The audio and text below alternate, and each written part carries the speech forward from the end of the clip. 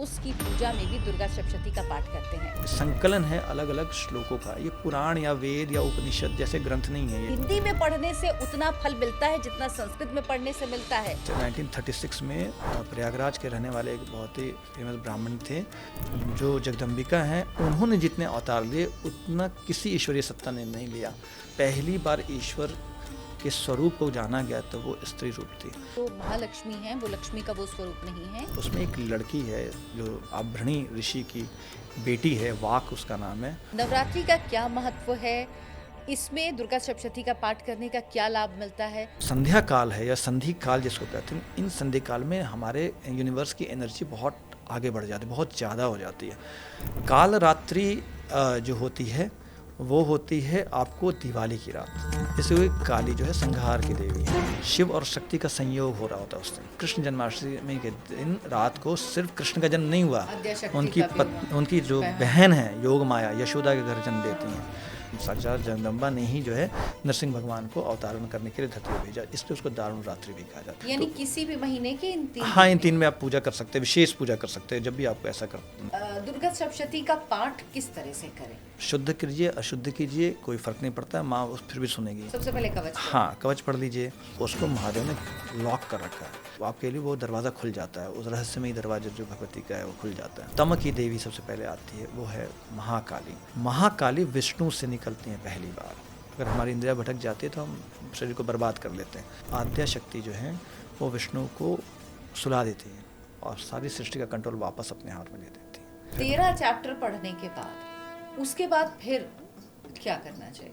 नवाण मंत्र का पाठ करें। इसका क्या कोई भी जाप कर सकता है इस मंत्र का? इसके बहुत हार्म है। जो लोग 9 दिन ये जाप करते हैं, क्या उनको उसके बाद हवन जरूरी होता है?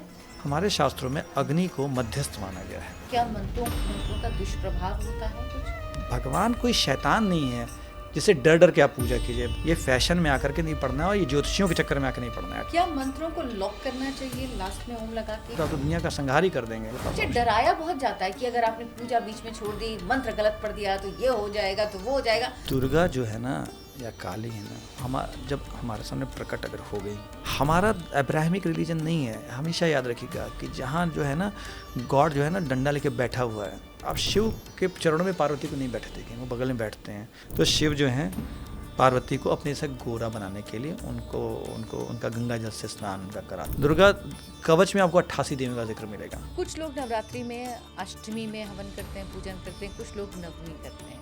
ऐसा कन्या पूजन का दुर्गा सप्तशती का जिक्र है नहीं। हे माँ, हर औरत में तुम हो, हर स्त्री में तुम हो। नमस्कार दर्शकों, दर्शना शो में आपका बहुत बहुत स्वागत है। नवरात्रि आने वाली है। नवरात्रि में ज्यादातर लोग दुर्गा सप्तशती का पाठ करते हैं। बहुत लोग अपनी रोज की पूजा में भी दुर्गा सप्तशती का पाठ करते हैं। लेकिन अक्सर मन में सवाल होता है, दुर्गा सप्तशती का पाठ कैसे करें, कौन सी सही विधि है, कहीं ऐसा तो नहीं कि मंत्रों के गलत उच्चारण से कुछ दुष्प्रभाव हो उसका, क्या हिंदी में पढ़ने से उतना फल मिलता है जितना संस्कृत में पढ़ने से मिलता है? इन तमाम सवालों के जवाब मैंने भी ढूंढने की कोशिश की इस पॉडकास्ट के पहले, लेकिन मुझे जवाब कहीं नहीं मिले। मुझे ऐसा कंटेंट नहीं मिला जिसमें जो मेरे मन में बेसिक सवाल हैं उनका जवाब मिल पाए। इसीलिए मुझे लगा कि एक पॉडकास्ट इस विषय पर करना बहुत जरूरी है जिसमें हम दुर्गा सप्तशती को लेकर बात करें, एक छोटी छोटी जानकारी जो हर एक व्यक्ति को चाहिए वो दे पाए। इसके लिए आज हमारे गेस्ट हैं अजीत कुमार मिश्रा जी। अजीत कुमार मिश्रा का जो इंट्रोडक्शन मैं आपको दूंगी तो आपको पता लगेगा कि एक ऐसे व्यक्ति इस वक्त हमारे साथ हैं, मुझे लगता है, मतलब ये मेरी जानकारी है, हो सकता है सीमित जानकारी के आधार पर मैं अपनी बात कह रही हूँ, कि उनसे बेहतर व्यक्ति मुझे अपने आसपास नहीं दिखा जो इस विषय में आपको बता पाए, क्योंकि वो धर्म के मार्ग पर लंबे समय से चल रहे हैं। वो धर्म से जुड़े विषयों पर अलग अलग वेबसाइट में, अखबारों में लिखते रहते हैं। साथ ही साथ वो कभी भी किसी भी विषय पर जो धर्म से जुड़ा होता है उस पे जो बात कहते हैं, जो लिखते हैं, वो बहुत सटीक और धर्म के पुस्तकों से उठाकर बताई गई होती है। ऐसा नहीं कि मन में जो लगा, या कई बार ऐसी चीजें होती हैं कि हम उसको सोचते हैं कि अरे ये गलत लिखा हमारे धर्म में, लेकिन जब ये व्याख्या करते हैं तो समझ में आता है कि नहीं, क्या कहा गया और दरअसल दूसरे क्या समझ रहे हैं। अजीत जी, बहुत बहुत स्वागत है आपका। ओम नमः शिवाय। अर्चना जी, आपने बहुत ज़्यादा तारीफ़ कर दी मेरी। मैं तो बस इस मार्ग पे थोड़ा बहुत चल पाया हूँ अभी तक। इस देश में एक से एक बड़े बड़े संत हुए हैं, महात्मा हुए हैं, और माँ के बहुत बड़े बड़े उपासक हुए हैं, तो मैं तो बहुत ही छोटा हूँ, माँ का एक बहुत छोटा सा बच्चा हूँ, तो आपने ज़्यादा तारीफ़ कर दी। ये फिर तो भी लोग डिसाइड करेंगे, और मैंने इसलिए राइडर लगाया कि मैं जितनों जी को जानती हूँ मैंने उसमें कहा। दुर्गा सप्तशती, इसको लेकर आज हम बात करेंगे, क्योंकि इस पे ना लोगों के मन में बहुत सारे सवाल होते हैं। दुर्गा सप्तशती लोग ज़्यादातर नवरात्रि में पाठ करते ही करते हैं, जो रोज़ नहीं करते वो भी करते हैं। लेकिन ये दुर्गा सप्तशती का रचना कैसे हुई, इसकी दुर्गा सप्तशती इसका नाम क्यों पड़ा, क्या ये कोई ग्रंथ है या ये संकलन है श्लोकों का, सबसे पहले यही बताइए।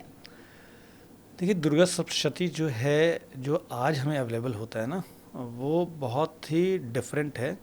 यूजुअली हम ये देखते हैं कि दुर्गा सप्तशती में जो ली गई है, जो मेन उसका जो कंटेंट है, जो 13 चैप्टर्स में है, वो मार्कंडेय पुराण से लिया गया है। मार्कंडेय पुराण में चैप्टर 81 टू 93 में 13 चैप्टर्स जो हैं, उन चैप्टर्स में आद्या शक्ति के विभिन्न अवतारों के, उनके स्वरूपों के, उनके कार्यों का वर्णन किया गया है। और उसे उस समय में जब मार्कंडेय पुराण लिखा गया था, मार्कंडेय ऋषि ने लिखा। मार्कंडेय ऋषि के बारे में एक बहुत यूनिक बात यह है कि मार्कंडेय ऋषि ब्रह्मा के बाद एकमात्र ऐसे, खासकर मनुष्यों की अगर हम बात करें तो सिर्फ एकमात्र ऐसे हैं जो प्रलय के बाद भी जीवित रहते हैं।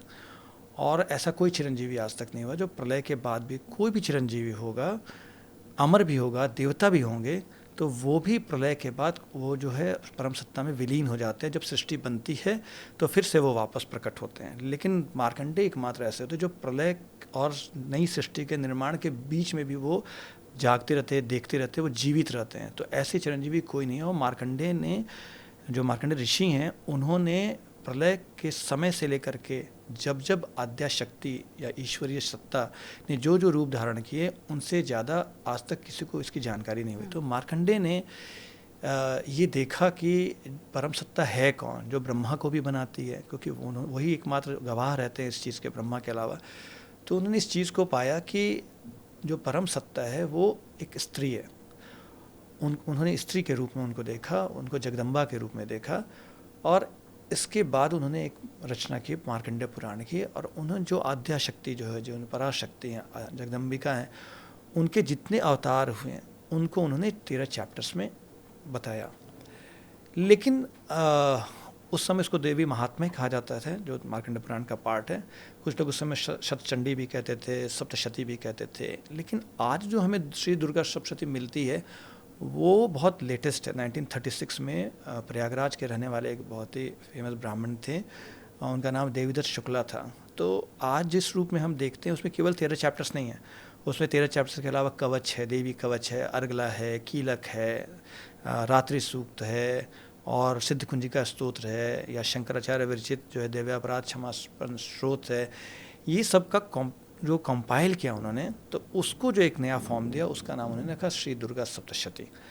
श्री दुर्गा सप्तशती क्यों इसका नाम पड़ा? ये ग्रंथ अपने आप में नहीं है, ये संकलन है अलग अलग श्लोकों का। ये पुराण या वेद या उपनिषद जैसे ग्रंथ नहीं है, ये एक कॉम्पाइलेशन ऑफ डिफरेंट स्तोत्र, जिसमें 13 चैप्टर्स भी हैं जो देवी की महिमा करते हैं, मार्कंडेय पुराण से लिए गए हैं, कुछ रुद्रामल तंत्र से लिए गए हैं, कुछ ऋग्वेद से लिए गए हैं, कुछ अथर्ववेद से लिए। तो उन सब का एक संकलन है जो 1936 के आसपास से उन्होंने लिखा, 1936 में देवीदत्त शुक्ला जी ने।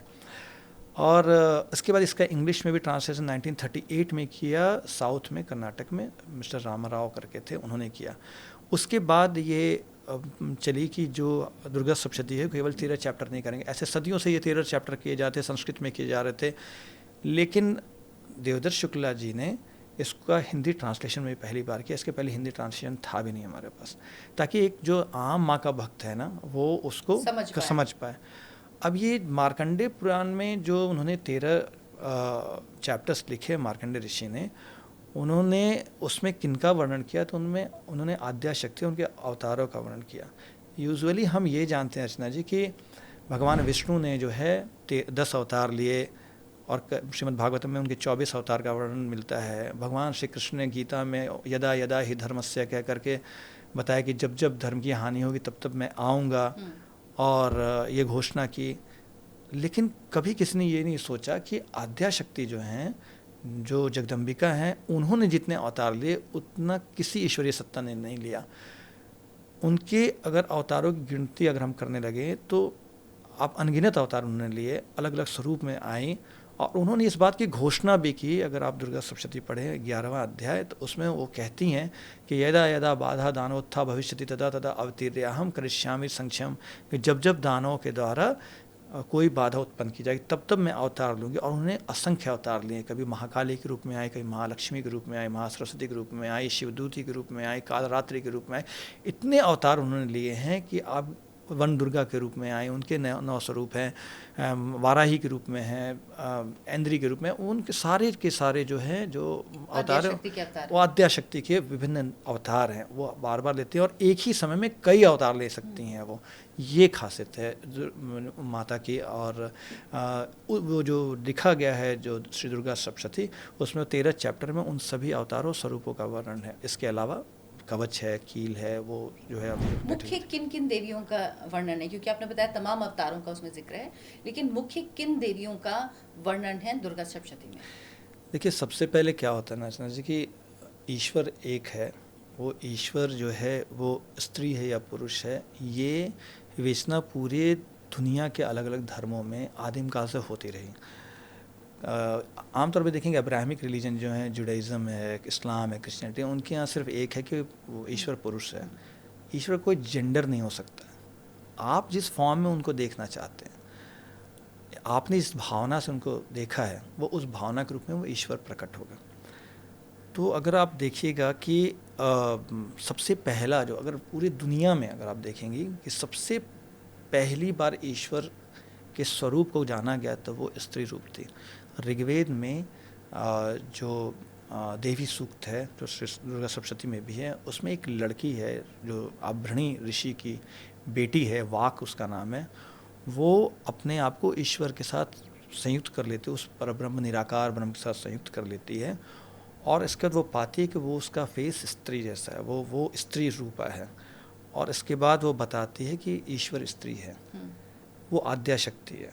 इसके बाद एक ऋग्वेद में भी एक थियरी है और सभी हमारे सनातन धर्म में कि ईश्वर अगर निराकार है तो अपने आप को साकार में प्रकट कर सकता है और कई रूपों में प्रकट कर सकता है। तो आद्याशक्ति जो है वो अपने आप को महालक्ष्मी, महासरस्वती और महाकाली के रूप में प्रकट करती हैं। और इसके बाद उनके अलग अलग रूप जो होते हैं वो आते हैं। जैसे अगर आप दुर्गा सप्तशती पढ़ेंगी तो अगर आप चैप्टर 1 पढ़ेंगी तो उसमें आद्याशक्ति सबसे पहले महाकाली के रूप में आती हैं। फिर अगर आप चैप्टर में जब देखेंगे मधुकैटभ का वध हो जाता है तो चैप्टर जो 3 है, 3 तक मधुकैटभ का वध होता है। इसके बाद माफ़ कीजिएगा, चैप्टर 1 में मधुकैटभ का वध हो जाता है। इसके बाद जो आप चैप्टर 2 से पढ़ते हैं तो उस समय वो वही आद्याशक्ति जो है अंबिका देवी के रूप में प्रकट होती हैं, महालक्ष्मी के रूप में प्रकट होती हैं। उनकी 1000 हाथ है। ये नॉर्मल जो हम लक्ष्मी देवी की उपासना करते हैं वो नहीं, वो महालक्ष्मी है जिनको अंबिका भी कहते हैं। वो 1000 हाथों के साथ प्रकट होती हैं और महिषासुर का वध करती हैं। एंड देन फिर वो जो आद्याशक्ति है वो महासरस्वती के रूप में आती हैं और वो चंडिका देवी बनती हैं। और चंडिका देवी बन करके फिर वो शुंभ और निशुंभ का संहार करती हैं। उसी में फिर आद्याशक्ति अपने को विभक्त करती हैं और विभक्त करने के बाद वो महाकाली के रूप में प्रकट होती हैं। और वो काली जो है चंड मुंड का वध करती हैं और चामुंडा के रूप में जानी जाती हैं। देन इसके बाद वो रक्तबीज का संहार करती हैं। तो वो एक साथ एक समय में बहुत रूप में अवतार के रूप में प्रकट करती हैं। अच्छा, जैसे आपने बताया कि जो महालक्ष्मी है वो लक्ष्मी का वो स्वरूप नहीं है, वो दूसरा स्वरूप है। इसी तरह से महासरस्वती का जो जिक्र किया आपने, हाँ।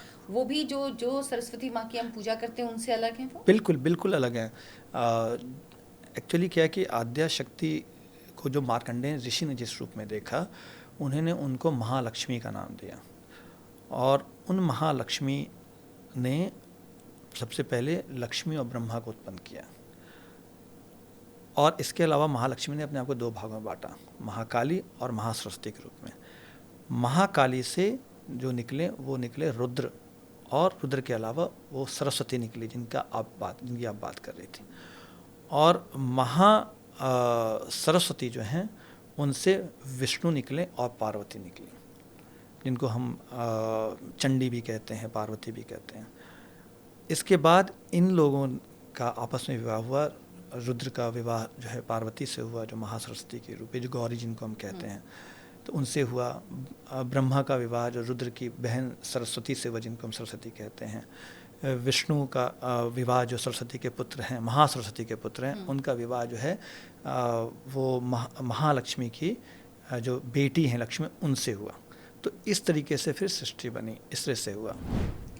अजीत जी, नवरात्रि आने वाली है। नवरात्रि में लोग व्रत करते हैं, दुर्गा सप्तशती का पाठ करते हैं। नवरात्रि का क्या महत्व है? इसमें दुर्गा सप्तशती का पाठ करने का क्या लाभ मिलता है? सबसे पहले तो नवरात्रि के बारे में बताइए कि ये दिन क्यों महत्वपूर्ण है। देखिए, केवल नवरात्रि ही इम्पॉर्टेंट नहीं है माता रानी की साधना के लिए, लेकिन पहले मैं आपको नवरात्र के बारे में बता देता हूँ नवरात्रि क्यों इतनी इम्पॉर्टेंट है। हमारे हिंदू सनातन धर्म में जो सबसे यूनिक चीज़ है कि हम नेचर के साथ जो है अपने आप को जोड़ के चलते हैं। बहुत लोग साइंस से इसको जोड़ते हैं, पर मैं नेचर से अगर बताता हूँ तो सबसे पहले अगर आप गौर करेंगी तो 4 नवरात्रियाँ महत्वपूर्ण मानी गई हैं। एक तो चैत्र नवरात्रि है, अभी जो है इस समय आप देखिए क्या हो रहा है। चैत्र नवरात्रि में ठंड खत्म हो रही है और गर्मी आ रही है। इसके बाद अगर आप देखिएगा कि दूसरी नवरात्रि जो होती है वो आती है आपको आषाढ़ के महीने में, जिसको गुप्त नवरात्रि कहते हैं। उस समय क्या हो रहा होता है कि गर्मी जा रही होती है और बारिश आ रही होती है।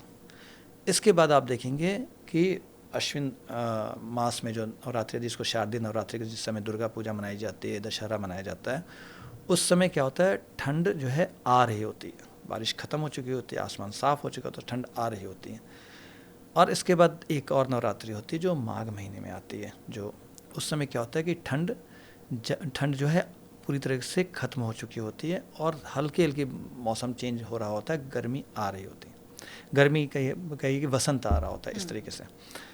तो क्या होता है ना, आप पूरी दुनिया में देखेंगे कि जहाँ कोई किसी चीज़ का संगम होता है ना, सनातन हिंदू धर्म में यूजुअली क्या होता है कि जब आप पूजा करते हैं तो 2 काल में पूजा की जाती है, सुबह और संध्या।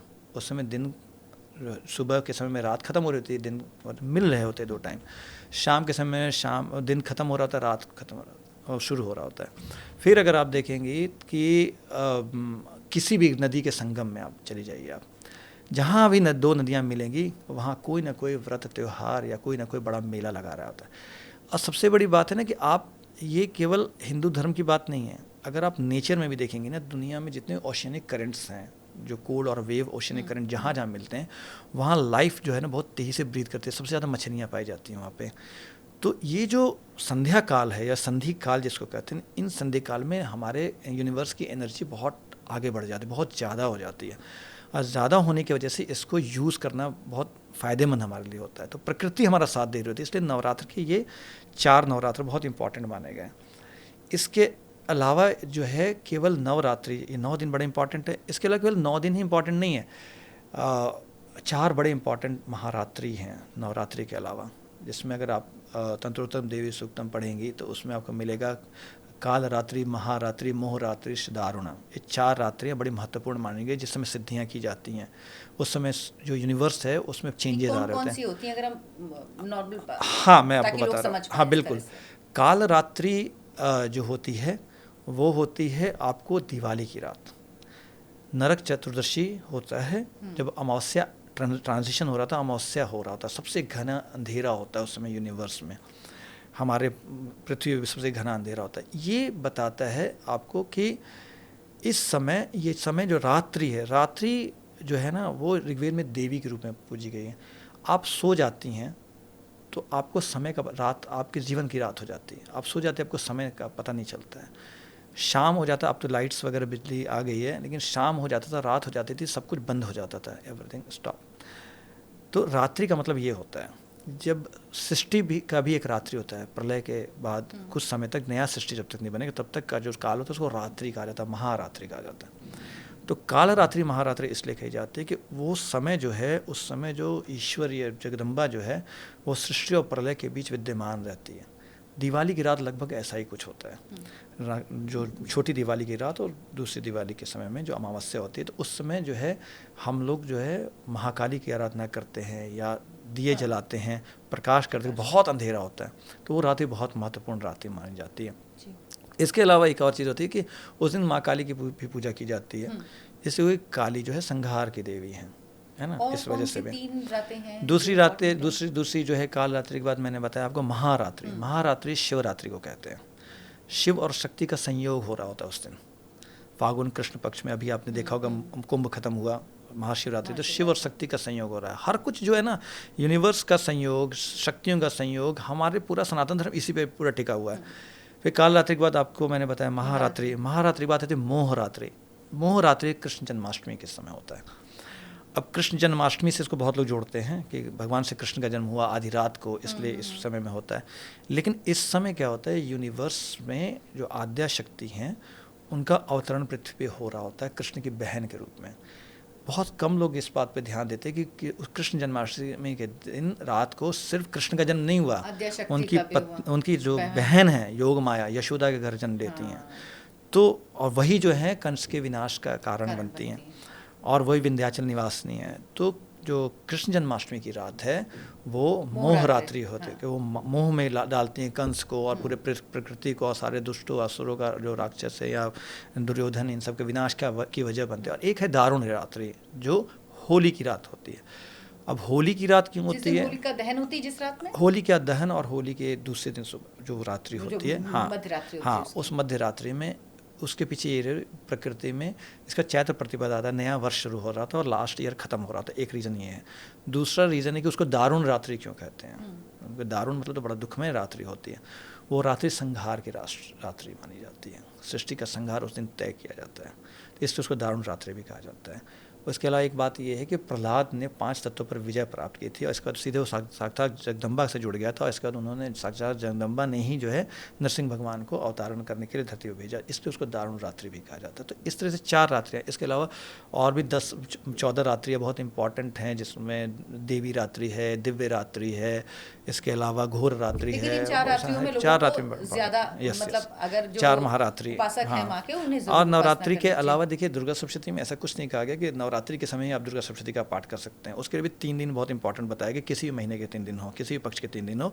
अष्टमी का दिन होता है, नवमी होता है और कृष्ण चतुर्दशी होती है जिस रात को अमावस्या शुरू होती है। यानी किसी भी महीने के इन 3 हाँ, इन 3 में आप पूजा कर सकते हैं, विशेष पूजा कर सकते हैं जब भी आपको ऐसा लगे कि अष्टमी नहीं, अष्टमी, नवमी और कृष्ण चतुर्दशी की रात को आप कभी पूजा। हाँ, ये सभी भी रात्रियाँ बहुत इंपॉर्टेंट, पर नवरात्रि इसलिए क्योंकि मैंने जैसे बताया आपको चेंजेस हो रहे होते हैं प्रकृति में, इसलिए यूनिवर्स में चेंज हो रहे हैं। अच्छा, दुर्गा सप्तशती का पाठ किस तरह से करें? नवरात्रि के दिन जब कोई पाठ कर रहा है, नवरात्रि में ही बात करते हैं कि नवरात्रि में अगर पाठ कर रहे हैं, क्योंकि वो नियम सब हर वक्त लागू होगा ना, तो अगर उस दिन पाठ कर रहे हैं किसी ने पाठ, तो उसका क्या तरीका है, क्या प्रोसेस फॉलो करें? देखिए, ये किसी भी चीज़ को प्रोसेस को फॉलो करना है, ये डिपेंड करता है कि आपकी मनस्थिति क्या है, आप भगवती से किस तरह से जुड़ना चाहते हैं। अगर आप भावना से जुड़ रहे हैं तो आप शुद्ध कीजिए, अशुद्ध कीजिए, कोई फ़र्क नहीं पड़ता है। माँ फिर भी सुनेगी। माँ क्या बच्चे की तोतली भाषा सुनती नहीं है क्या? सुनती है। लेकिन जब आपको लगता है कि सिस्टमेटिकली करना है, कोई लक्ष्य की प्राप्ति के लिए करना है, कि आपको सिद्धियाँ चाहिए, देना पहले तो आपको गुरु की ज़रूरत पड़ेगी। दुर्गा सप्तशती के कोई मंत्र ऐसे नहीं है, जब आप सिस्टमेटिकली करने जाएंगे तो बिना गुरु के सानिध्य के आप करिए। इसके बाद अगर आपको करना है तो आप गुरु के सानिध्य के बाद आप एक बेसिक्स कर सकते हैं कि आप सबसे पहले दुर्गा कवच पढ़िए। जो दुर्गा कवच क्यों पढ़ना चाहिए? क्योंकि आप जब पूजा करने बैठते हैं तो बहुत सारी बुरी शक्तियाँ आपके आसपास इकट्ठी होती है, क्योंकि उनको भी उसका भाग चाहिए होता है। हमारे यहाँ बहुत सारे ऐसे देवता भी हैं, जैसे विनायक हैं, विनायक से आपको गणेश को जोड़ा जाता है, लेकिन विनायक हैं या कार्तिकेय की बहुत सारी शक्तियाँ उनके साथ जो चलती हैं, या बहुत सारे भूत हैं, पिशाच हैं, सभी तरह के जो संहारकारी शक्तियाँ, जब भी आप पूजा करने बैठते हैं तो वो इंद्र आपके यज्ञ का भाग लेना चाहता है, क्योंकि आप सबको एनर्जी की ज़रूरत है। तो सबसे पहले आप अपने आप को सिक्योर करते हैं, अपने आप को दुर्गा कवच करके। सबसे पहले कवच, हाँ, कवच पढ़ लीजिए। हिंदी में पढ़िए, संस्कृत में पढ़िए, इट हार्डली मैटर्स, है ना। भगवती सब सारी भाषा सुनती है। इसके बाद आप किस विचार से बैठे हैं, आपको क्या चाहिए माँ से, तो अर्गला करते हैं। रूप चाहिए, है ना, जय चाहिए, उसमें बोलते हैं रूपम देही, जयम देही, यशो देही, दिशो, यही 4 चीज़ ज़िंदगी में चाहिए होता है लोगों को। तो आप माँ के सामने ये बताते हैं कि मैं बैठ गया हूँ, कवच कर लिया मैंने, अब मुझे किस पर्पस से करना है, ये पर्पस क्लियर करते हैं तो अर्गला में। देन क्या करते हैं कि उसको वो पूरा दुर्गा सप्तशती का 13 चैप्टर शुरू होने वाला, उसको महादेव ने लॉक कर रखा है। लॉक इसलिए कर रखा है कि बहुत सारे लोग उसका मिसयूज़ करते थे। तो आप कीलक स्तोत्र करते हैं। कीलक स्तोत्र करने के बाद क्या होता है कि आप जो है आपके लिए वो दरवाज़ा खुल जाता है, उस रहस्यमयी दरवाज़ा जो भगवती का है वो खुल जाता है। इसके बाद आप जब बैठ गए, आपका सब कुछ खुल गया, सारे लॉक्स खुल गए, देन आप शुरू करते हैं रात्रि सूक्त पढ़ने का। वेद में रात्रि सूक्त हाँ सबसे वेद, पहले। हाँ वो इसलिए रात्रि सूक्त इम्पॉर्टेंट है कि जो सबसे पहली देवी जिसका जो कल्पना किया गया ऋग्वेद में, वो रात्रि के रूप में किया गया, शक्ति के रूप में किया गया, वो रहस्य के रूप में किया गया। तो आप उनका आराधना करते हैं और वो अपना स्वरूप प्रकट करते हैं।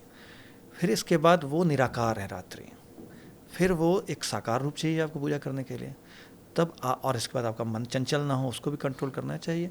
तो आप दिव्य अथर्व शीर्ष करते हैं, वो बड़ा इंपॉर्टेंट चीज़ है। इसलिए क्योंकि अ का मतलब होता है नॉट, और थर्व का मतलब होता है चंचलता। तो आपके मन को स्थिर रखना है, आसन को स्थिर रखना है, ताकि आप देवी के लिए आपसे आप जुड़ सकें, ठीक से जुड़ सके। तो आप अपने देव अथर्व शीर्ष को पढ़ते हैं, ये अथर्ववेद से लिया गया है।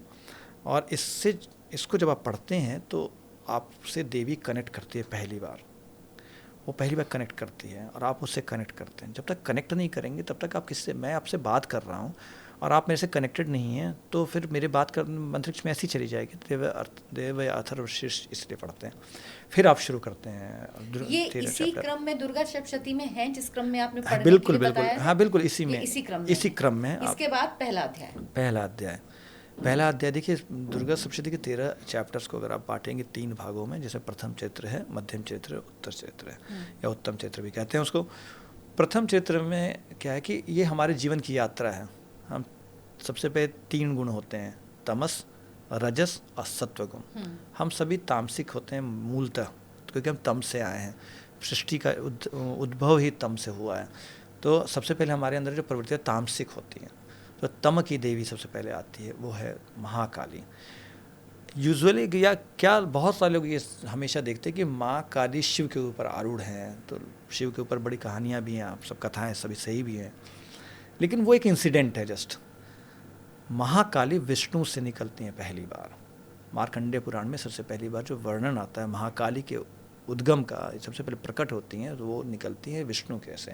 तो प्रथम अध्याय जो है, वो चैप्टर जो है, वो मधु कैटभ के वध का है।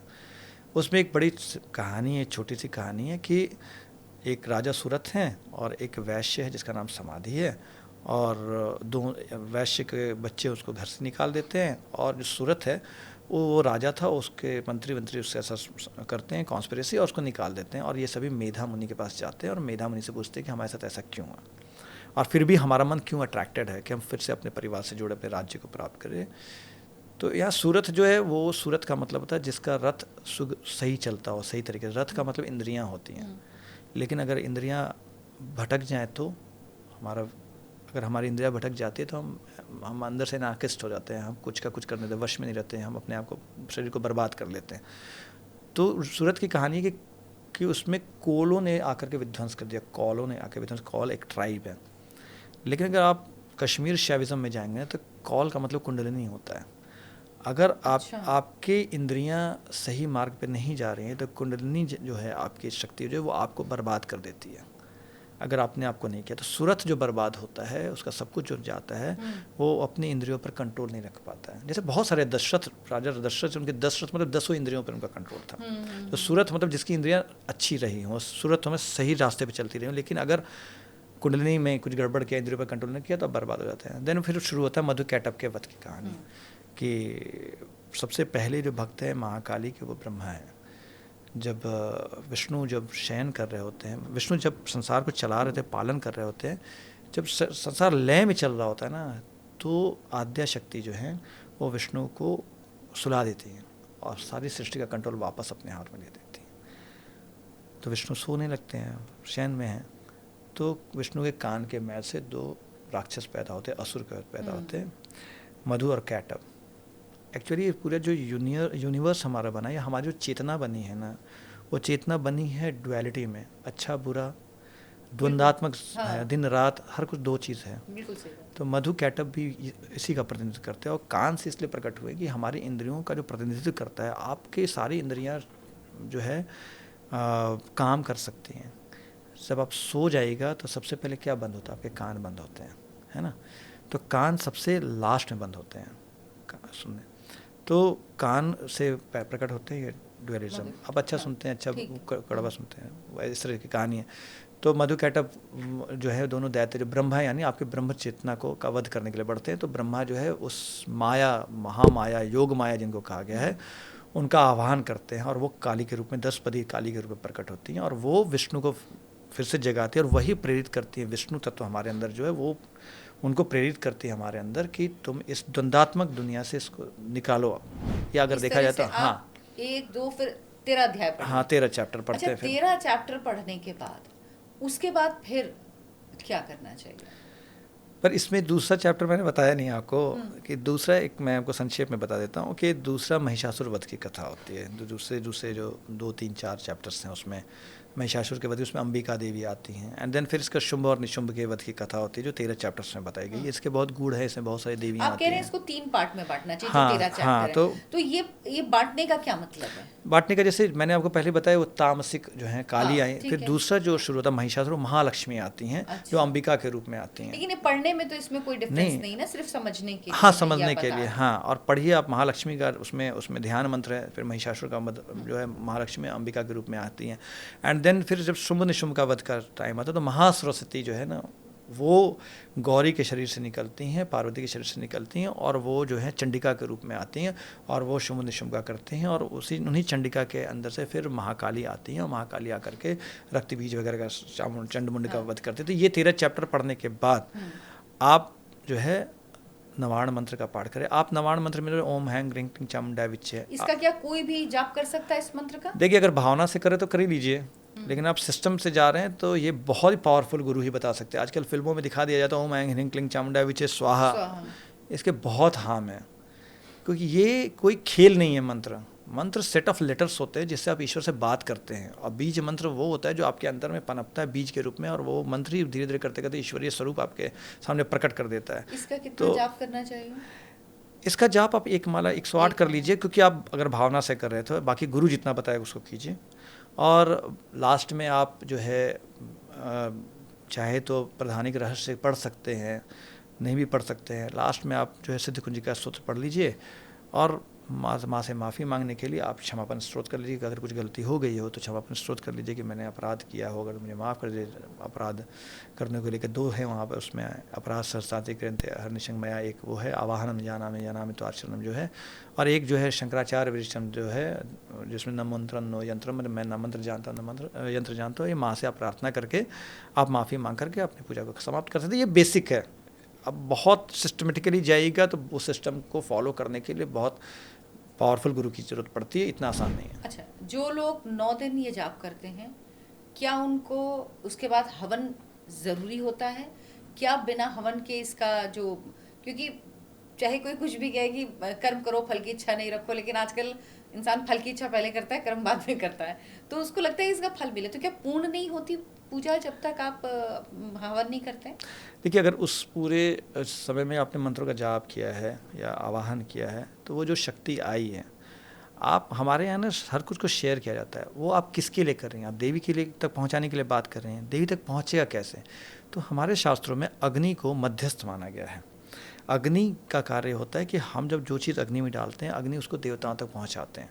अब आपने मंत्र जप कर लिया, आपने स्तोत्र कर दिया, सब कुछ कर लिया, वो आपके पास इकट्ठा हो गया सामान, और किसके लिए लिया था आपने? देवी के लिए किया था सब कुछ, कि देवी आपकी बात सुन लें। तो आप जब तक अग्नि को समर्पित नहीं करेंगे अग्नि वहाँ पहुँचाएंगे कैसे देवी तक? तो इसलिए आपको हवन करना जरूरी है। हाँ, आप अगर कोई मंत्र का जाप करें, कोई अनुष्ठान कर रहे हैं, आपने मानिए 1.25 लाख मंत्र का जप किया, तो आप उसका 1/10 देंगे। तो 1/10 ही आपको मंत्र का आपको जप करना है, हवन करना है, माफ़ कीजिएगा, हवन करना है, और वो देवी तक पहुँचेगा और वो देवी आपको पूरे 1.25 लाख का जो है फल देगी।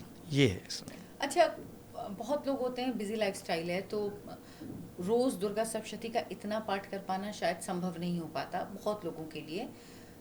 कुछ लोग ऐसा भी करते हैं कि 1 चैप्टर किया, 2 चैप्टर किया पर डे के हिसाब से, कि पहले दिन पहला अध्याय, दूसरे दिन दूसरा अध्याय, लेकिन उसमें होता है कि 13 अध्याय हैं। तो इनको किस हिसाब से बांटें? क्या ये हो सकता है कि आप पूरा मत करें, एक दिन कीलक अर्गला कवच ये कर लें, शुरू में कवच अर्गला कीलक, और उसके बाद आप ये एक अध्याय कर लें, 2 अध्याय कर लें, और उसके अगले दिन कर लें, इस तरह से कर सकते हैं क्या? नहीं, दुर्गा सप्तशती को अगर आप ध्यान से पढ़ेंगी तो ये आजकल बहुत चल पड़ा है कि पहले दिन, दूसरे दिन, तीसरे दिन, टोटल 13 चैप्टर्स हैं। हाँ। तो 9 दिन में फिर आपको एक दिन तो करना पड़ेगा। आपको सिंपल ये है कि दुर्गा सप्तशती में ही ऐसा कृत्रिम रहस्य में लिखा गया है कि आप सिर्फ, अगर आपको कोई अध्याय पढ़ना है तो आप सिर्फ जो है मध्यम चैत्र यानी आप 5th चैप्टर पढ़ सकते हैं, या जो शुंभ निशुंभ महिषासुर वध की जो कथा है जो मध्यम चैत्र में है उसमें चैप्टर्स भी ज़्यादा नहीं है, आपको 2, 3, 4 3 चैप्टर है, वो आपको पढ़ना ही पड़ेगा। अगर 2, 3 भी नहीं पढ़ते 4 पढ़ना पड़ेगा। मध्यम चैत्र का कोई भी एक चैप्टर पढ़िए। आप ये नहीं कि आप पहला दिन एक पढ़ मध्यम दें। चरित्र में कौन कौन से चैप्टर आएंगे? 2, 3, 4। 2, 3, 4 हाँ, उसमें मतलब आप ये तो पढ़ लीजिए। हाँ 2, 3, 4 अगर नहीं पढ़ सकते हैं तो आप केवल 4 पढ़ लीजिए। लेकिन ऐसा नहीं कि आप पहला चैप्टर पढ़ेंगे फिर दूसरा चैप्टर पढ़ेंगे। मना किया गया प्रॉपर तरीके से इसके लिए, ये मना किया प्रॉपर मना और किया ये गया। बहुत लोग करते हैं। हाँ, ये मना किया गया। ये बहुत आजकल कोई भी कुछ भी बता देता है, लेकिन अगर दुर्गा सप्तशती कितनी पेजेस की होगी? बहुत कम पेजेस की है। हम हमेशा third party second party information से पढ़ते हैं। दुर्गा सप्तशती उठाइए, पढ़ लीजिए कि भाई कैसे करना है, उसमें तो बता रखा है। उसमें मना किया गया प्रॉपर इस चीज़ को करने के लिए, फिर भी लोग कर रहे हैं, पता नहीं क्यों करते हैं।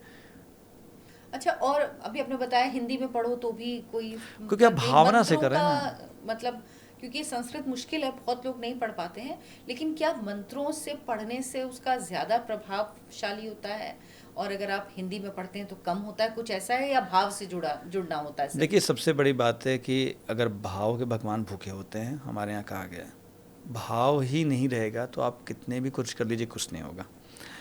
आप हिंदी और सभी लैंग्वेज तो भगवान के ही बनाए हुए हैं, माँ के ही बनाए हुए हैं, सारी भाषा तो उनकी है। तो संस्कृत में सुनेंगी और हिंदी में नहीं सुनेंगी, ऐसा तो नहीं होगा।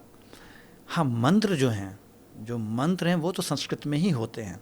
अब एंग ह्रींग क्लिंग चामुंडा का हिंदी नहीं कर सकते हैं, क्योंकि वो कोडेड चीज़ है ना, वो एक मंत्र है, सेट ऑफ लेटर्स है, जिससे आप देवता से बात करते हैं, संपर्क करते हैं, आप स्थापित करते हैं, वो एक डिफरेंट चीज़ है। लेकिन आप कथा जो पढ़नी है आपको, या कवच पढ़ना है आपको, आप ये नहीं कह सकते माँ मेरे सर की रक्षा करो। अब इसके लिए आपको ज़रूरी नहीं कि आप संस्कृत से पढ़िए, वो बात आप हिंदी में भी कह सकते हैं, लेकिन जो कोडेड चीज़ है वो तो संस्कृत में ही करना पड़ेगा। तो वो इस तरह से आप हिंदी में कीजिए, कोई दिक्कत नहीं है। अच्छा, लोगों को अक्सर मन में डाउट होता है उच्चारण को लेके, कि संस्कृत का बहुत सही उच्चारण अगर नहीं कर पाते हैं तो क्या मंत्रों का दुष्प्रभाव होता है कुछ? देखिए, सारी चीज़ों का ध्यान दुर्गा सप्तशती में रख दिया गया है। आप अगर अशुद्ध पढ़ते हैं तो उसमें कह दिया गया क्षमापन स्तोत्र में कि हो सकता है मैंने कुछ ज़्यादा कम कह दिया हो माँ, है ना। मैं आपको हिंदी में इसलिए समझा रहा हूँ, मैं संस्कृत में नहीं समझाना चाह रहा हूँ। अगर आप आवाहन न जाना में त्वार्चन पूजा च न जाना में क्षमता परमेश्वरी, मंत्रहीन, मैं मंत्र से हीन हूँ, क्रिया से भी हीन हूँ। जब मैंने माफ़ी ही मांग ली है, माफ़ी का व्यवस्था है, तो हम डर के, भगवान कोई शैतान नहीं है जिसे डर के आप पूजा कीजिए। भगवान तो अगर आपकी गोद में आपका बच्चा हो और वो अगर कुछ गलती कर दे या सूसू कर दे, क्या आप उसको पटक दीजिएगा? नहीं, माँ के सामने गलती अगर हो भी जाएगी तो कोई दिक्कत नहीं है। क्षमापन स्रोत है, कीजिए, डरिए मत, डर के मत पूजा कीजिएगा। और इसमें कौन कौन से मंत्र दिए गए हैं, उनका क्या प्रभाव है, कितने प्रभावशाली मंत्र हैं इसमें? देखिए, सबसे जो पावरफुल मंत्र उसमें है, उसमें तो जो नवाण मंत्र है, लेकिन उसका जो जप करना है वो बिना किसी गुरु से दीक्षा लिए नहीं करना है। कि कोई भी पंडित आपको बता दे, कोई भी आपको साधु बता दे कि अरे कर लो, इससे ये होगा, उससे कुछ नहीं होगा। आप करंट आपके एक तार में, इस माइक में करंट आपने कर रखा है, लेकिन यहाँ से ऑफ है, कनेक्ट नहीं कर पाएंगे, मैं बात नहीं कर पाऊँगा। तो जब तक गुरु उसको कनेक्ट नहीं कराएगा ना ईश्वर से आपको, तब तक वो मंत्र वहाँ तक पहुँचेगा ही नहीं। तो वो बहुत ही पावरफुल मंत्र है अगर देखा जाए तो। ओम ऐंग ह्रींग क्लीं चामुंडाय विच्चे, बहुत लोग उसमें ये भी कहते हैं ओम लगाना है या नहीं लगाना है, वो आपकी श्रद्धा पर निर्भर करता है। ओम से कोई हानि नहीं है, लेकिन ऐंग ह्रींग क्लीं चामुंडाय विच्चे भी पढ़ रहे तो कोई प्रॉब्लम नहीं है। पर गुरु अगर बताएंगे तभी पढ़ना है, ये फैशन में आकर के नहीं पढ़ना है, और ये ज्योतिषियों के चक्कर में आकर नहीं पढ़ना है। एटलीस्ट कम से कम जो बता देते हैं बहुत हार्मफुल हो सकता है आपके लिए, क्योंकि वो एक सेट ऑफ लेटर्स हैं जो मिस्टीरियस हैं, उनको रखा ही गया है। एटम बम का फॉर्मूला आप रट सकते हैं, लेकिन अगर एटम बम उसे बनाने लग जाएंगे और आपको पता ही नहीं एटम बम कैसे बनाता है, तो आप तो दुनिया का संहार ही कर देंगे। तो वैसा ही है। क्या मंत्रों को लॉक करना चाहिए लास्ट में ओम लगा के, ज़रूरी होता है, या इसका क्या फ़ायदा होता है? देखिए, शाक्त मत जो है उसमें लॉक करने में ओम नहीं लगाया जाता है, फट कहा जाता है, फट स्वाहा, है ना। कि बहुत सारे लोग लगा लेते हैं कि ओम पहले लगा लिया, ओम बाद में लगा लिया। एक्चुअली हम लोग ना आजकल ना खिचड़ी खा रहे हैं। एक्चुअली हम लोगों ने सब कुछ को खिचड़ी कर दिया है। हमारा ओम एक प्रणव है, बहुत पावरफुल प्रणव है हमारे हिंदू धर्म।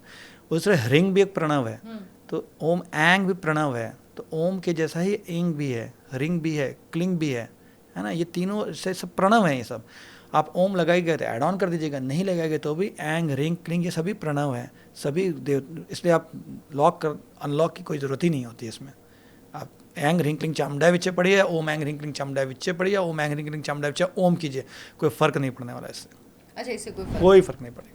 अच्छा, नवरात्रि में जब पूजा करते हैं तो पूजा की विधि जैसे आपने बताया कि ये कर सकते हैं, किस तरह से पाठ करें, लेकिन इसके अलावा शुरुआत कैसे करें? क्योंकि लोगों के मन में बड़े सवाल होते हैं, कई लोग पूजा करते हैं लेकिन समझ नहीं पाते प्रॉपर विधि क्या है, क्योंकि नॉर्मल जो लोग हैं सबके पास गुरु नहीं होते हैं, तो बेसिक भी पता नहीं होता है।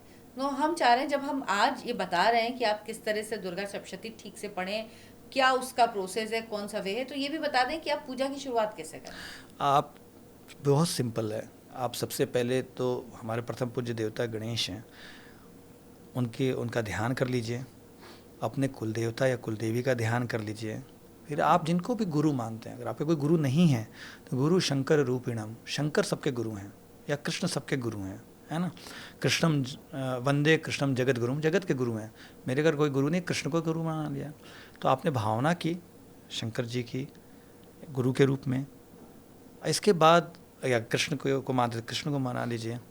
इसके बाद आप जो है बहुत सिंपल है कि फिर शिव पार्वती का ध्यान कीजिए, महादेव जगत के माता पिता हैं, उनका ध्यान कीजिए, उनको इनवाइट कीजिए। हमारे यहाँ कोई भी जो चीज़ मनाए होती, चाहे शादी हो, चाहे श्राद्ध हो, चाहे कुछ भी, सभी में देवी देवता पितृ सभी को बुलाया जाता है। अपने पूर्वजों को बुलाइए, सबको इन विटनेस बनाइए, ताकि आपसे कोई गलती हो तो वही बचाएं आपको, विटनेस रहे वो।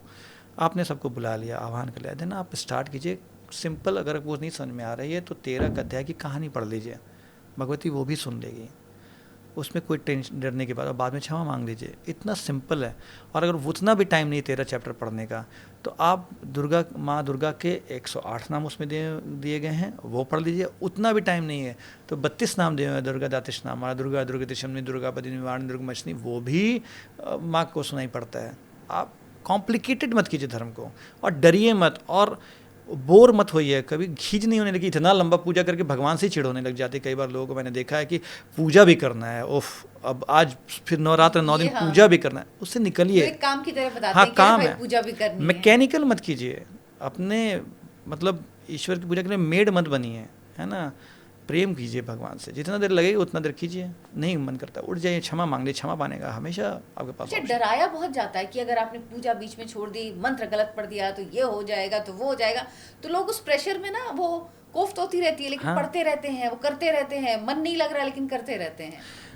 दुर्गा जो है ना, या काली है ना, जब हमारे सामने प्रकट अगर हो गई, आपके सामने हो जाए, सबसे पहले हमारे अंदर से वो भय को निकालती हैं, हमारे अंदर हर्ष लाती है, आनंद लाती हैं।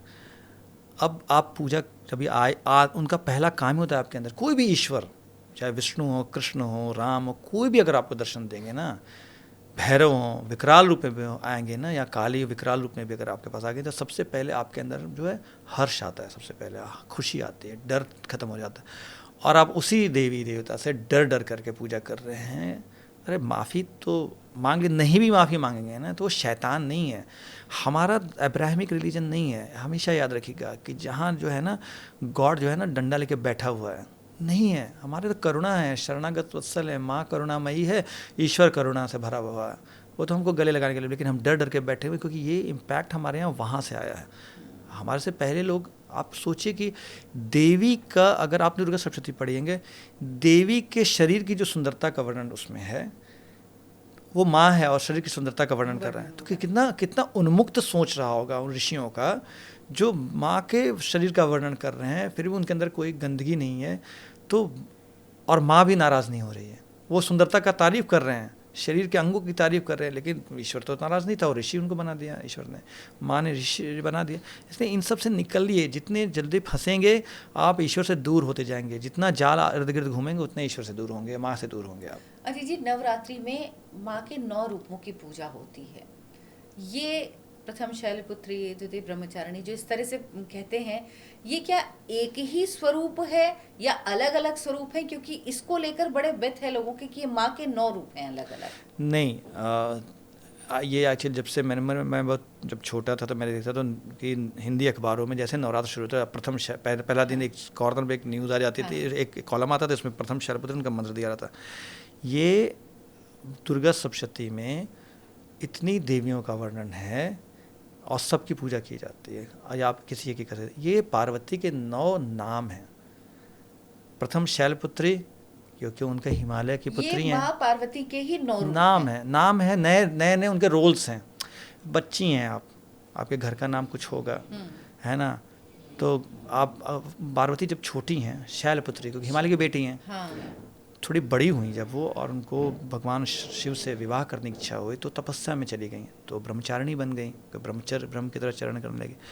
तीसरी वो चंद्र घंटा बनी, जब विवाह हो गया तो आजकल अब पिछले कुछ वर्षों से मतलब ये हो सकता है कॉन्ट्रोवर्सियल लगे लोगों को कि सिंदूर लगाने का, साउथ में बहुत जगह सिंदूर नहीं लगाते। एक्चुअली चंद्र घंटा उनको इसलिए कहा गया कि वो शिव की चंद्रमा को, अर्धचंद्र को धारण करते जब विवाह होता है, तो चंद्र घंटा उनके विवाहित रूप का, पहली बार विवाहित होती हैं, जब विवाहित होती हैं तो जो शिव का स्वरूप धारण करते हैं, शिव का घंटा धारण करते हैं, चंद्र घंटा, चंद्रमा धारण करते हैं, उनको चंद्र घंटा कहते हैं। इसके बाद कुष्मांडा है, एंड देन वो एक रोल में आती हैं। शिव के बहुत सारे गण हैं, भूत हैं, प्रेत हैं, पिशाच हैं, उसमें एक कुष्मांड भी हैं, है ना, वो भी बड़े खतरनाक लोग हैं, तो उनको एक रोल देते हैं। शिव एक बड़े अद्भुत देवता हैं जो ना अपनी पत्नी को ना हमेशा इक्वालिटी का दर्जा देते हैं। आप शिव के चरणों में पार्वती को नहीं बैठे देखें, वो बगल में बैठते हैं।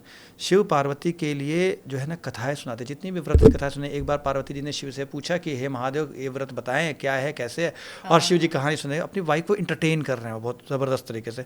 सारे जो खेल बने हुए हैं, शिव ने अपनी पत्नी पार्वती को बोर ना करें हों, वो अगर वो कहीं चले जाएं शिव जी तो उसके लिए, और शिव जी ने पार्वती जी को वर्क करने के लिए सब कुछ दिया कि आप वर्किंग वूमेन बनो।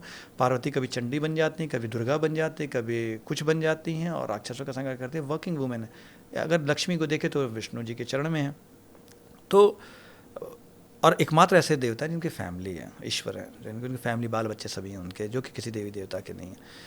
तो शिव जो है कुष्मांडों का उनको प्रतिनिधि बनाते हैं, हेड बनाते हैं, तो इसमें कुष्मांडा बन गए वो। फिर पार्वती की शादी हुई है तो जो संतान होती है तो स्कंद की माता बनती हैं, स्कंद कार्तिकेय की माता स्कंद माता थी कहा गया। देन वो एक बार वो अंबिका बन करके जब महिषासुर का संहार करती हैं तो वही देवी जो हैं कात्यायन ऋषि के यहाँ भी, कात्यायन ऋषि उनको अपनी पुत्री के जैसा सम्मान देते हैं। कात्यायन ऋषि के यहाँ एक अंश रूप में जन्म भी लेते हैं, इसमें कात्यायन ही कहते हैं। और इसके बाद होता है काल रात्रि, जब वो काली के रूप में आती हैं। ये सब उनका वर्क है, उनका है ना। फिर उनको कहा जाए महागौरी थी, तो जब काली के रूप में, काल रात्रि के रूप में आते तो उनका रंग काला हो जाता है। और शिव तो कपूर जैसे गोरे हैं, कर्पूर गौरम कहते हैं, है ना। आजकल पता नहीं, आजकल बहुत सारे लोग ऐसी मूर्तियां बनाते हैं शिव जी को ब्लैक रंग का बनाते हैं बड़ा सा। शिव तो कर्पूर जैसे गोरे, उनकी तो हमेशा संगमरमर की या सफ़ेद मूर्ति बननी चाहिए। तो शिव जो हैं पार्वती को अपने से गोरा बनाने के लिए उनका गंगा जल से स्नान उनका कराते हैं और महागौरी बना देते हैं उनको वापस। कालिका से महागौरी बन जाती, काली से महागौरी। आज के जब महागौरी बनती तो इस केवल गौरी तो हो जाती, गोरी रंग की हो जाती, गोरी हो जाती। महागौरी इसलिए क्योंकि पार्वती को शिव अमरता का ज्ञान देते हैं। शिव की पहली पत्नी जो थी सती जो थी, उन्होंने आत्मदाह कर लिया था, यानी मृत्यु हो गई थी उनकी, है ना। पार्वती के रूप में जब वो जन्म देती हैं तो शिव उनको अमरता का वरदान देकर महागौरी बना देते हैं, ईश्वर, पूर्ण ईश्वर का रूप देते हैं। और फिर वो सिद्धिदात्री हो जाती है, वो उनके पास सारी अथॉरिटी आ जाती है जो शिव के पास है। शिव अपना सब कुछ दे देते हैं और सिद्धिदात्री। ये 9 रूप है। इसके अलावा भी बहुत सारे हैं, जैसे इनको नव दुर्गा कहा गया, नॉट ओनली 9 दुर्गा, इस नव दुर्गा मीन्स न्यू दुर्गा, नए नए रूप दुर्गा के, माँ पार्वती के। दुर्गा का मतलब होता है कि दुर्गात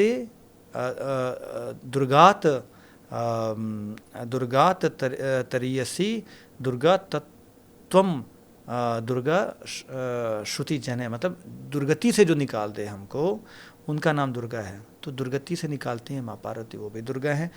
जब महासरस्वती चंडी के रूप में आती तो वो भी दुर्गा कही जाती हैं, दुर्गा राक्षस का वध करते तो भी दुर्गा कही जाती हैं। तो दुर्गा एक विशेषण है एक्चुअली, एक विशेषण है। हाँ, उनकी जैसे खासियत माँ है। दुर्गा हाँ, जो हम कहते हाँ, हैं वो एक विशेषण हम समझ अब सकते जैसे हैं। उसमें देखिए बहुत सारे, आप जब पढ़ेंगी तो आपको मिलेंगे बहुत सारे विष्णु की शक्तियाँ वैष्णवी शक्ति के रूप में आती हैं। वैष्णवी हैं, माहेश्वरी हैं, महेश की शक्ति हैं, शिवदूती हैं, शिव की शक्ति, ये सभी देवियाँ ही तो है ना, ये भी 9 हैं। वन दुर्गा हैं, 9 वन दुर्गा हैं। तो सभी आद्या शक्ति अलग अलग 9 के सेट में आती हैं, प्रकट होती हैं और बहुत सारे दुष्टों का संहार करती हैं। कभी अकेले आते, कभी 9 के रूप में आते, कभी 27 के रूप में आते हैं। दुर्गा कवच में आपको 88 देवियों का जिक्र मिलेगा, एक साथ 88 देवी का। हम यही 9 पे अटके हुए हैं। अच्छा, 88 देवियों कम का से कम जिक्र है। 88 स्वरूप हैं आद्या शक्ति फिर ये के। 9 का क्यों?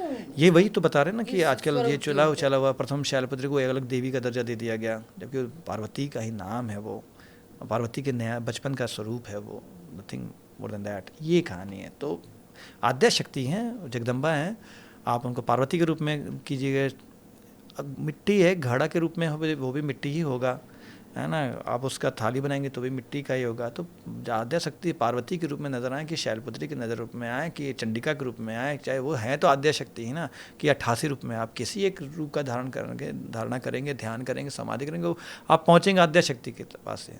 सिंपल सी बात है। कुछ लोग नवरात्रि में अष्टमी में हवन करते हैं, पूजन करते हैं, कुछ लोग नवमी करते हैं। ये क्या अपने अपने हिसाब से होता है, अपने कुल के हिसाब से, परिवार के हिसाब से, या इसका कोई विधान है? नहीं, इसका कोई ऐसा विधान नहीं है। ये सब आजकल बहुत चल गया है, बहुत सिंपल बता रहा हूँ। या तो आप रोज़ हवन कीजिए 9 के दिन, 9 दिन कीजिए, या फिर नवमी के दिन पूजा करने के बाद जो कंप्लीट आपका है, जो जितने अपने मंत्रों का जप किया है, या तो आप रोज़ मंत्र का जप करते हैं, 1 माला करते हैं, उसका 1/10 कर लेते हैं, या 10 माला करते तो 1 माला के बराबर आप हवन कर लीजिए, तो भी काम बन जाएगा आपका। या फिर आपने 9 दिन तक, 9वें दिन लास्ट में पूर्णाहुति की, 9वें दिन भी पाठ करेंगे आप। पूर्णाहुति करने के बाद आप हवन कर दीजिए, दैट्स इट। आप इसमें कोई ये अष्टमी के दिन करना है, 9वें, ऐसा कुल से कोई रिलेशन नहीं है ना, ऐसा कोई चीज़ वर्णन है इसमें दुर्गा सप्तशती में। ये सब बहुत एक्चुअली क्या है ना, कि लोगों को पैसे कमाने हैं, तो लोग नए नए आइडियाज़ चौंकाने वाले अगर नहीं देंगे तो यजमान बनेंगे कहाँ से? बस से। अच्छा, कन्या पूजन, इसको पे आप क्या कहेंगे? देखिए, कन्या पूजन जो है वो तो बहुत ही मतलब बहुत ही प्यारा, ऐसा कन्या पूजन का दुर्गा सप्तशती में जिक्र है नहीं।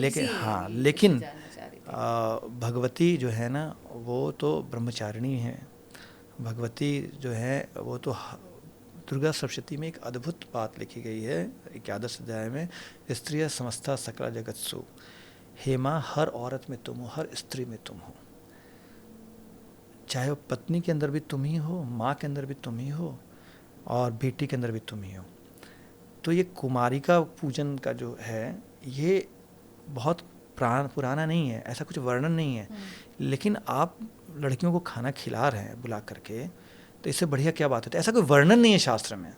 अब बहुत सारे बाद में शास्त्र बने, उसमें डाल दिए जाते हैं, वो अलग बात है, पर ऐसे दुर्गा सप्तशती में ऐसा कोई वर्णन नहीं है।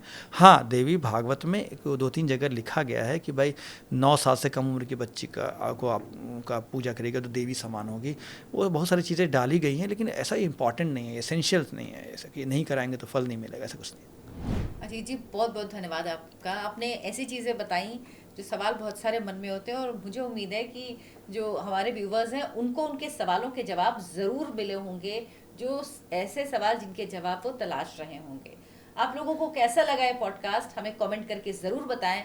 साथ ही अगर आप चाहते हैं कि हम अजीत जी से फिर से बात करें, कोई टॉपिक है आपके मन में, किसी विषय पर आप जानना चाहते हैं, तो कमेंट सेक्शन में ज़रूर लिखें, ताकि हम दोबारा आपके लिए पॉडकास्ट लेके आए अजीत जी के साथ, और उन सवालों को उसमें ज़रूर शामिल करें। बहुत बहुत धन्यवाद अजीत जी। थैंक यू, धन्यवाद। आप लोग चैनल को सब्सक्राइब जरूर कर लीजिए, और वीडियो पसंद आए तो इसे लाइक कीजिए और कंटेंट को शेयर कीजिए, ज़्यादा से ज़्यादा लोगों तक पहुंचाइए। धन्यवाद, नमस्कार।